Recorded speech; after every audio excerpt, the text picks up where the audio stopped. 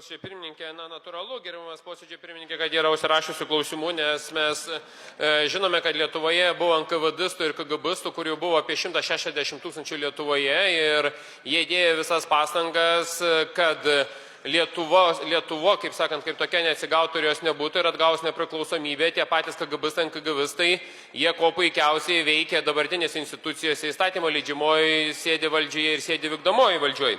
Jūs kalbate apie įsipareigojimą, bet gerbiamas kolega, Konstitucija yra kitas straipsnis, kuris numato, įstatymo leidėjai arba valstybė gali pakeisti savo poziciją ir teisės aktų gali nustatyti kitą teisinį reguliavimą. Kaip jūs asmeniškai, gerbiamas Edmundai Pupini, reaguojate tai, kad Lietuvoje šitie banditai, NKVDistai ir KGBistai toliau slapstosi, toliau dirba teisinės institucijose, įstatymo leidžiamoji valdžioje dirba ir jie tarsi, tokie, nei šiaip savo, nei čia, nei čia, nei čia. Kaip jūs pats vertinate, ar reikia tokios viešinti ar ne? Aš pirmiausiai vertinu tai, kad esu Seimo narys ir turiu vertinti pirmiausiai Konstituciją. O Konstitucinis teismas yra išaiškinęs ir pasakęs, kad viešinimas būtų prieštarautų Konstitucijai. Tai iš tikrųjų kito atsakymo nėra. O šiuo metu peticijos komisija vadovaujasi tiek Konstitucinio teismo išaiškinimais, tiek naudojasi, Teisingumo ministerijos išaiškinimais ir visi išaiškinimai sako vieną, kad iš tikrųjų paslapties tos, kurios buvo galbūt ir pratesta, išviešinimas prieštarautų tam tikrai Konstitucijai ir žmonių teisėtiems lūkesčiams, kadangi tie lūkesčiai gimė ne tik tuo metu, prieš 25 metus, bet ir tuo metu, kai kitas Seimas, priėmė tą įstatymo projektą. Ten klausimą galite užduoti tiems, kurie, galbūt pratėsi, kurie balsavo kažkas kitaip, bet lūkesčiai buvo suteikti tuo metu, kai buvo priimtas naujas įstatymo pakeitimas ir buvo pasakyta, kad taip, 75 metai, jūs niekas negalės šantažuoti, vien todėl, kad galbūt jūs ir neprisipažinote ir kažkur tai žmogus, šiuo metu, neprisipažinęs yra, bet jis yra tam tikras taikiklis Rusijos, ir kitoms spectarnybom, kad galima būtų vėl šantažuoti ir priversti dirbti prieš Lietuvos valstybę. Rusai puola, Edmunda jau jį užpuls.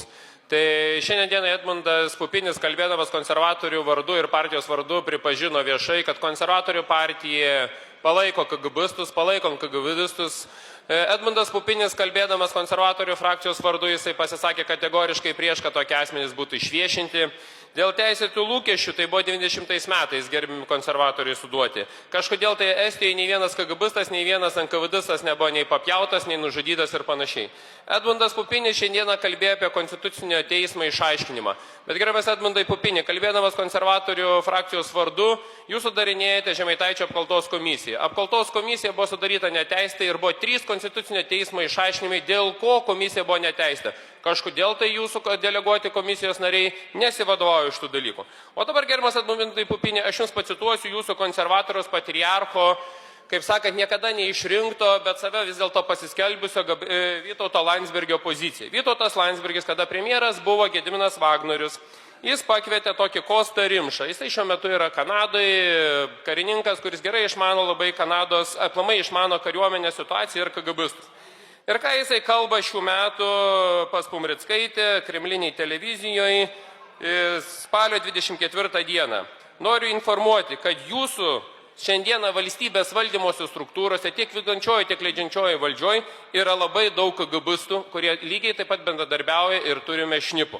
Tai gerbiamai konservatoriai, tai šiandieną jūs dar kartą parodot, kad jūs dirbate kaimininiai valstybei, kad jūs visiškai nenorite atstovauti savo valstybės ir jos interesų, jums visiškai nėra svarbu Konstitucija, o priešiškai valstybė jūs sėkmingai nori dirbti. Tai aš labai noriu pažiūrėti, kaip jūs visi balsuosite už šitą rezoliuciją, už šitą peticiją.